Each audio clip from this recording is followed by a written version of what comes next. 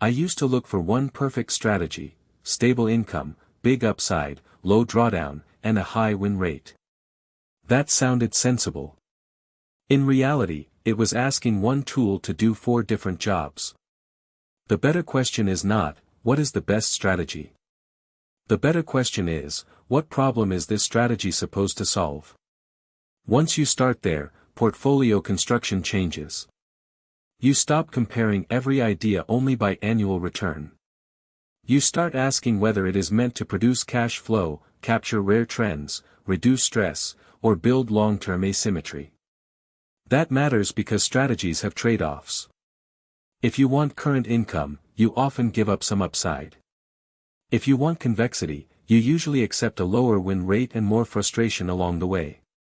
The problem is not that the strategy is weak. The problem is that it is being judged against the wrong standard.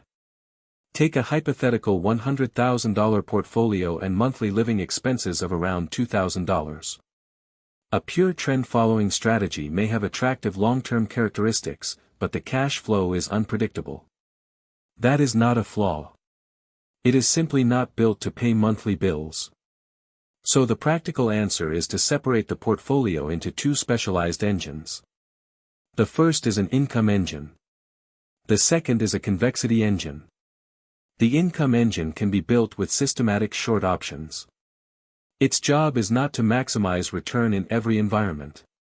Its job is to convert time into predictable cash flow through positive theta. Selling options is not primarily about predicting direction. It is about collecting premium as time passes. That predictability matters because income changes behavior.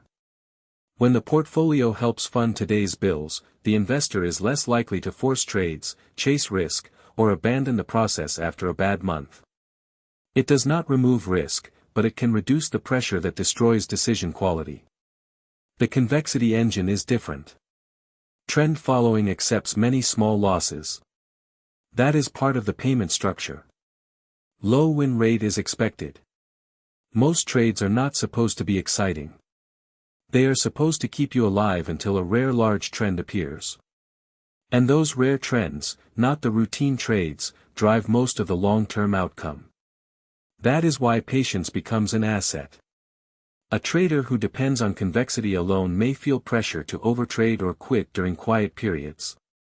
An income engine can help solve that problem. It funds the present, so the convexity engine can wait for the future without being forced to manufacture activity. This framework changes how I evaluate strategies. I no longer compare them only by annual return. I compare them by the problem they solve, the regime they fit, and the behavior they demand from the investor. It also changes sizing. If one engine is there for cash flow and the other is there for asymmetry, their allocations should reflect that role. A portfolio is not a popularity contest between strategies. It is an allocation of responsibilities. Use the income engine to fund near-term obligations and reduce emotional pressure. Use the convexity engine to capture rare, asymmetric opportunities over time. Judge each strategy by its own objective, not by a single blended metric. The cleanest portfolios are often the simplest to understand. Income pays the bills. Convexity builds wealth. Separate the jobs, and you give compounding a better chance to work.